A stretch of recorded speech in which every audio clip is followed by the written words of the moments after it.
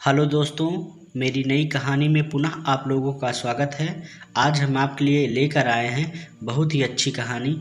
आइए कहानी शुरू करते हैं। तुम हो तो सब कुछ है और तुम नहीं तो कुछ भी नहीं। तुम हमारी इकलौती संतान ही नहीं श्वेता, हमारे लिए पूरी दुनिया हो। पापा मम्मी से यही सुन सुन कर तो बड़ी हुई वो, और पढ़ने लिखने में अच्छी होने की वजह से हर जगह उसे स्नेह सम्मान मिलता रहा। मम्मी पापा उस पर अथाह भरोसा रखते थे, जिसका उसने कभी नाजायज़ फ़ायदा भी नहीं उठाया। स्कूल, फिर कॉलेज, फिर 3 साल नौकरी, कभी किसी भी तरह की भावनात्मक कमतरी का एहसास आज तक नहीं हुआ उसे। नौकरी के सिलसिले में ही नीरज से मिलना हुआ। जिस बैंक में उसकी कंपनी और सारे कर्मचारियों का अकाउंट था, उसी बैंक में नीरज मैनेजर थे। लगातार मिलते रहने से एक दूसरे का साथ इतना अच्छा लगने लगा कि जीवन साथी बनने की इच्छा हो आई। श्वेता के माता पिता को तो कभी कोई परेशानी रही ही नहीं। श्वेता के निर्णय से उधर नीरज की भी माँ नहीं थी, पिता और एक छोटी बहन थी।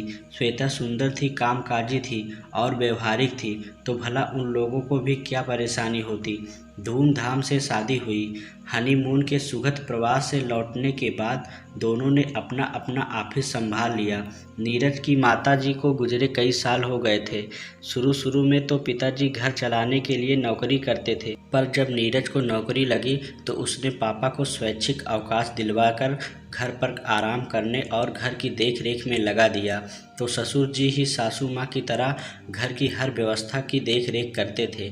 ननद नैना ने तो अपनी पढ़ाई लिखाई में ही व्यस्त रहती। उसका भी एडमिशन बीटेक में हो चुका था, तो श्वेता के आने के बाद भी वो पढ़ने चली गई। श्वेता ने अपने पिता को रसोई में यदाकदा ही देखा था, तो उसे बड़ा आश्चर्य होता कि ससुर जी कैसे हर काम इतनी कुशलता से कर लेते हैं।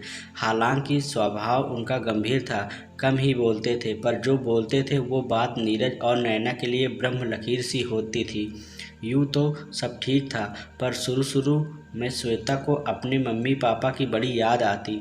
जहाँ मायके में हर दिन जब वो शाम को ऑफिस से आती तो मम्मी पापा पूछते कैसा रहा आज का दिन, फिर बारी बारी से आकर उसके सर पर हाथ फिराते और उसकी तीमारदारी में लग जाते। पर यहाँ ससुर जी हर दिन तो दूर, एक दिन भी नहीं पूछते कि कैसा रहा दिन। 2 मीठे बोल और सर पर हाथ फिराना तो दूर की बात है, साथ ही उनका औरतों की तरह हर काम करना कहीं न कहीं श्वेता को बुरा लगता, और उसे लगता कहीं इन्हीं कामों के बोझ ने तो उन्हें अंतर्मुखी और चिड़चिड़ा नहीं बना दिया। एक बार उसने कहा भी नीरज को, नीरज हम ये साफ सफाई वाली को हटाकर एक फुल टाइम मेड रख लेते हैं। सारा दिन काम करते करते पापा जी कितना थक जाते होंगे, ना तुम्हें क्या लगता है श्वेता? ये कोशिश मैंने नहीं की होगी, पर पापा जी कहते हैं अभी मेरी हड्डियों में जान है और घर गृहस्थी के कामों में लगा रहता हूँ तो समय भी कट जाता है और ध्यान भी इधर उधर नहीं जाता। जब शरीर साथ नहीं देगा तो बताऊंगा। श्वेता मन ही मन परेशान हो उठती। अपने घर में जब जो चीज़ खाने का मन होता मम्मी से कहती, वो तुरंत बना देती या फिर किसी रेस्टोरेंट से मंगवा लेती, पर यहाँ तो या तो खुद से बनाना पड़ता या फिर मन मार कर ही रह जाती, क्योंकि जब उसने एक दिन बाहर से खाना मंगवा लिया तो उसे ससुर जी के चेहरे पर साफ नाराज़गी दिखी। प्रत्यक्ष में सिर्फ इतना कहा उन्होंने, जो खाना था बता देती मैं घर में ही बना देता।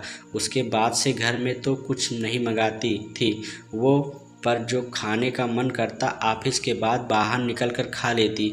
घर आकर कहती ऑफिस में पार्टी थी, आने में भी काफ़ी देर हो जाती थी। इस बात पर भी एक दिन ससुर जी ने टोक ही दिया, जिस दिन ऑफिस में पार्टी हो तो नीरज को बता दिया करो, वो तुम्हें लेता आएगा इधर से। देर रात अकेले आना जाना ठीक नहीं लगता। उस दिन पहली बार वो बंद कमरे में खूब चिल्लाई नीरज पर, तुमने शादी से पहले क्यों नहीं बताया कि सास तो नहीं होंगी, पर 100 सास के बराबर एक ससुर होंगे। प्यार के 2 बोल नहीं बोलते, एक बार स्नेह से सर पर हाथ नहीं फिराते, पर शिकायतों में कोई कमी नहीं करते। बाहर का खाना नहीं खाओ, देर तक बाहर न रहो, ये नहीं करो वो नहीं करो। Shweta calm down. कभी तुमने पापा को मुझसे या नैना से बैठकर बातें करते या लाड जताते देखा है? यार उनका स्वभाव शुरू से ही ऐसा है, कहते हैं कुछ नहीं पर सोचते बहुत हैं। नारियल की तरह ऊपर से कठोर, अंदर से साफ उजले अमृत से। धीरे धीरे समझ जाओगी। उनको। श्वेता को अब लगता कि सास होती तो शायद ज़्यादा सही होता।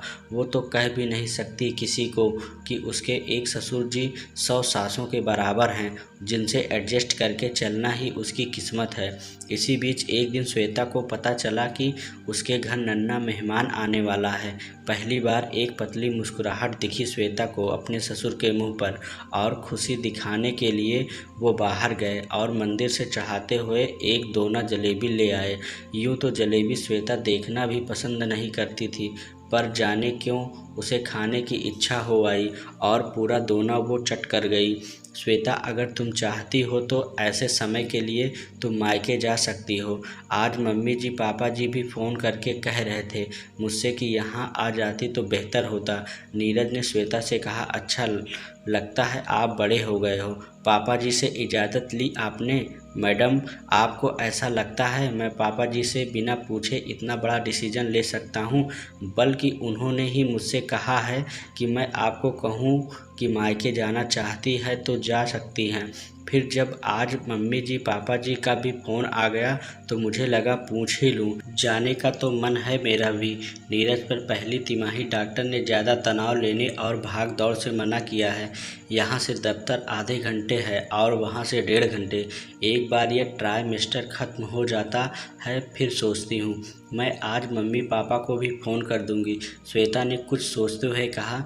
श्वेता को सुबह उल्टियाँ बहुत आती थी तो उसकी माँ ने उससे चिंतित होकर पूछा कि खाने में क्या अच्छा लगता है या खाना खाया जाता है या नहीं, तो उसे लगा ये सच है कि उल्टियाँ तो उसे बहुत आती हैं, पर जो भी खाना पापा जी बनाकर रखते हैं उसे देखकर खाने की इच्छा हो आती है और फिर वो भरपेट खा भी लेती है। साथ ही वो देख रही थी कि पापा वो सारी चीज़ें बना रहे थे जो उसे पहले अच्छी नहीं लगती थी पर अब बहुत अच्छी लग रही है। मम्मी, जलेबी एक पूरा दोना खा गई मैं, और आजकल मुझे वो सारी चीज़ें अच्छी लगने लगी हैं जो कभी मैं मुंह से भी नहीं लगाती थी। जाने कैसे ये परिवर्तन आ गया। एक दिन वो पूछ ही बैठी अपनी माँ से, बेटा इस समय में ये परिवर्तन आम है, वो सारी चीज़ें जो आप नहीं खाते वो अच्छी लगने लगती है। एक के बदले 4 खा जाना होता है ये सब। पर पापा जी को ये कैसे पता चल जाता है कि मुझे ये अच्छा लगेगा वो नहीं अच्छा नहीं लगेगा। उसे याद है जब शुरू में वो खाने में कुछ बनाते थे और वो उस कैसरोल को परे खिसका देती थी, उसके बाद उसे वो डिश नहीं दिखती थी। फिर कभी टेबल पर मसलन सरसों का साग, भिंडी की सब्ज़ी, इसके अलावा जोड़कर चपातियाँ बनाने वाले पापा जी 1-2 एक्स्ट्रा भी बनाने लगे थे जो श्वेता आराम से खा जाती। नीरज, बोलो, पापा जी को ये कैसे पता चल जाता है कि क्या मुझे अच्छा लगेगा और मैं क्या एक्स्ट्रा खाऊंगी?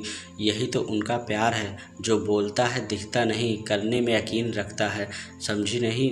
मैंने भी पूछा था एक दिन कि पापा जी आप आजकल श्वेता को पसंद नहीं आने वाली चीज़ें बना रहे हैं और वो भी दबा कर खा रही है, कोई कॉन्ट्रैक्ट हुआ है क्या दोनों में? तो वो बोले, अरे कुछ नहीं, तेरी माँ को भी तेरे और नैना के समय में यही सारी चीज़ें पसंद आती थी तो मैंने सोचा आजमा कर देख लूँ और ये युक्ति काम कर गई। वैसे मैं तो कम बातें करता हूँ, तू बहू से पूछ लेना और उसे क्या खाने की इच्छा होती है।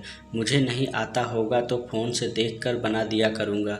नीरज ने जवाब दिया, तो आपने पूछा क्यों नहीं?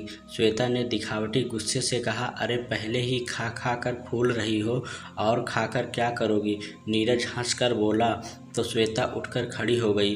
कहाँ जा रही हो? पापा जी के पास, उन्हें अपनी पसंद की चीज़ें बताने और क्या, और उनसे माफ़ी मांगकर थैंक यू बोलने। मुझे पता है वो मुझे माफ़ कर देंगे, क्योंकि माफ़ करने वाले का दिल बहुत बड़ा होता है जो उनके पास है। अब भी कहोगी कि ससुर 100 सासों के बराबर हैं? हाँ कहती रहूँगी, पर सुधार कर, मेरे एक ससुर जी 100 अच्छी सासों के बराबर हैं। मुस्कुराती श्वेता अपार स्नेह और सम्मान मन में लिए ससुर जी के कमरे में चल दी। तो दोस्तों, आपको यह कहानी कैसी लगी हमें कमेंट बॉक्स में ज़रूर बताना। अगर आप नए हैं तो चैनल को सब्सक्राइब करना न भूलना। धन्यवाद।